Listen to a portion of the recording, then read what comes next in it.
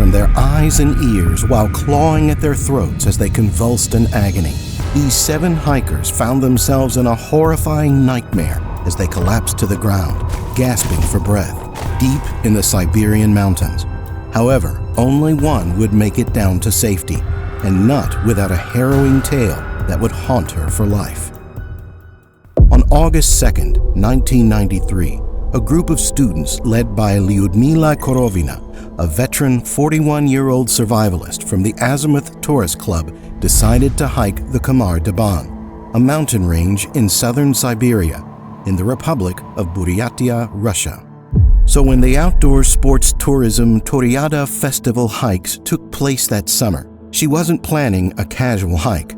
She wanted to challenge her students with a tight schedule, and this is where things began to go wrong. Their route was rated level 3 out of 4 for difficulty, a grueling 140-mile trek which passed through mountains infamous for changeable weather. Sudden storms could easily catch hikers off guard, and a thick, sticky fog caused by constant moisture made lighting a fire difficult. On top of these challenges, that particular summer saw the most rainfall in 30 years, so the hills weren't suitable for a team of beginners. But the weather wasn't the only thing that made the mountains treacherous. The region sat on a massive crack in the Earth's crust, called the Baikal Rift Zone, which was plagued by frequent tremors. Although large earthquakes were rare, even minor activity could release deadly trapped gases from underground, which could suffocate without warning. Yet Korovina was qualified to deal with these dangers and knew the mountains from previous hikes. She meticulously mapped out the entire trek in detail with rest and shelter spots, and aimed to meet her daughter Natalia, who also led a group in the area. Starting in Merino Village on August 2nd, they planned to pass along the Langutai River, then climb a ridge that led to the summit of Kan Ula Mountain. From there, they would continue to Triton's Peak and descend to Snezhnya River, where they intended to meet Natalia's group in Patova Lake on August 5th to complete the final legs to Slyudyanka together. Most of the Khamar-Daban mountain range lies in the Republic of Buryatia, a region with various religious traditions, including shamanism. Shamans believe these mountains are sacred and home to ancient spirits and unseen forces living in the high forests. Locals relied on their knowledge to perform rituals that would provide safe passage. It was into these strange parts that the group headed, and Korovina prepared the group for 6 months using her trademark approach. So by the time August came, they were close friends and in excellent physical shape.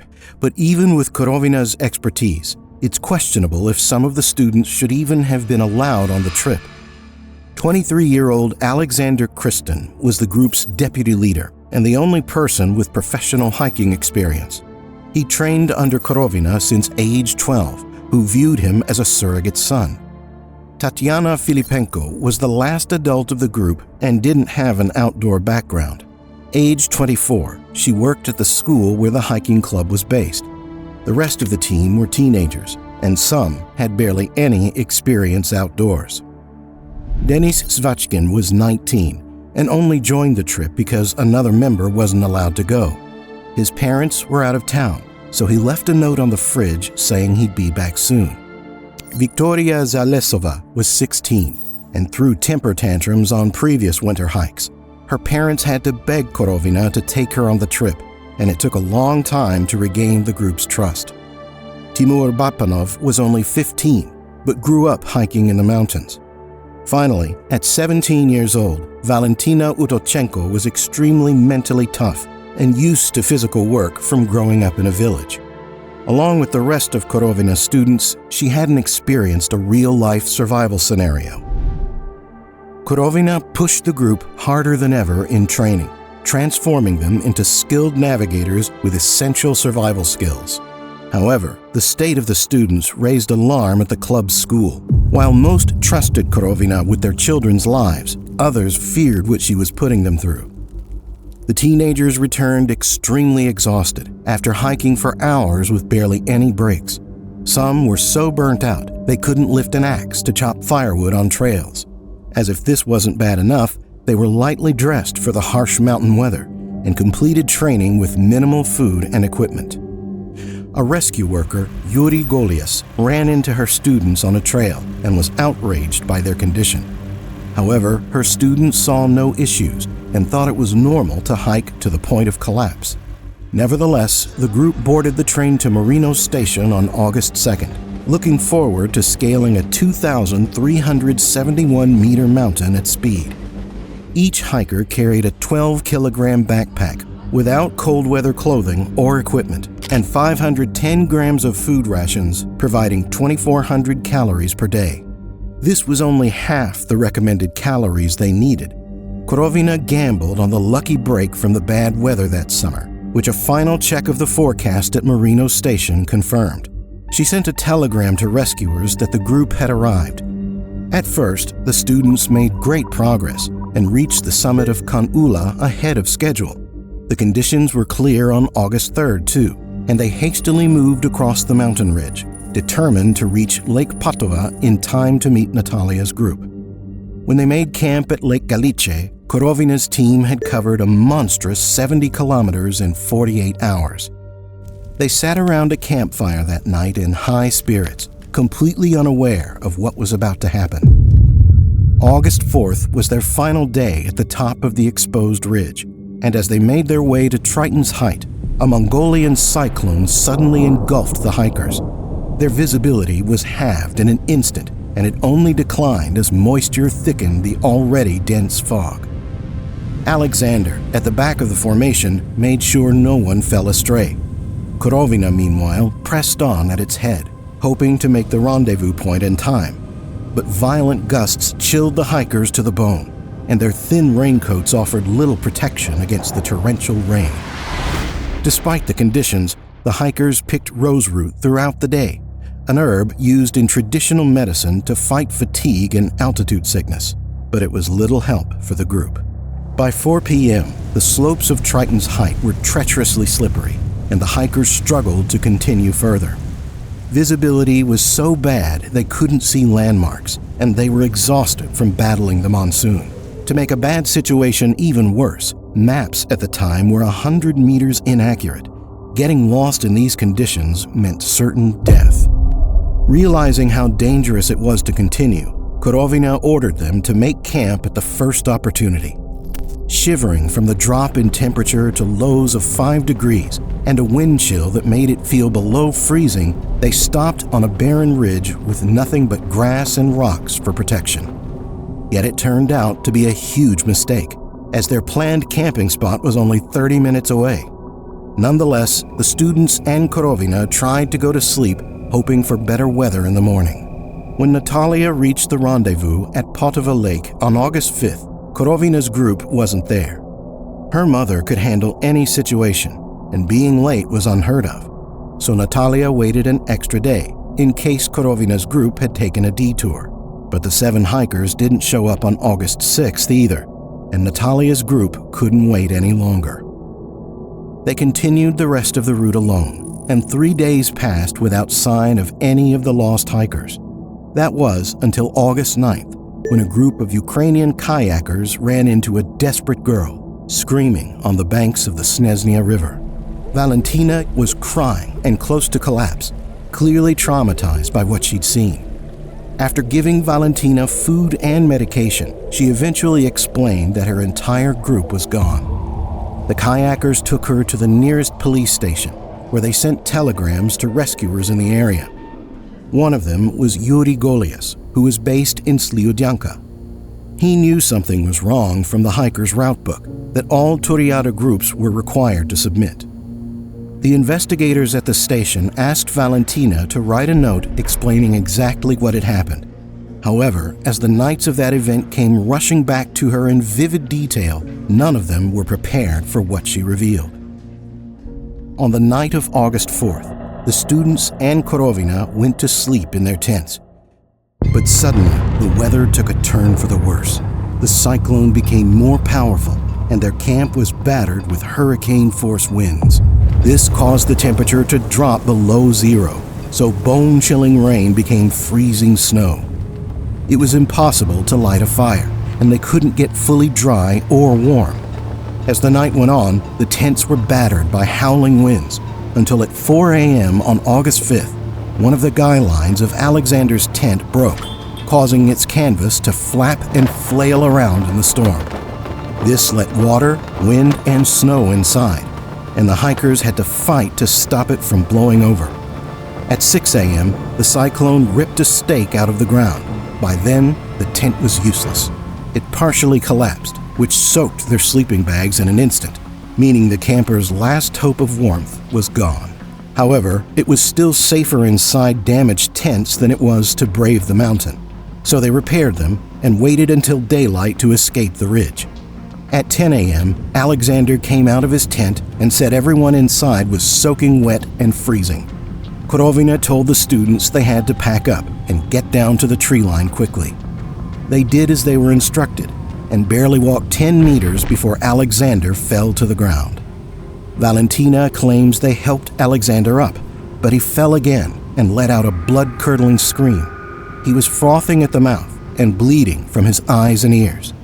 Korovina ran over to Alexander and checked his pulse, quickly followed by Valentina, but Alexander's heart had stopped beating. Korovina told the others to keep going down the mountain and collapsed on top of Alexander.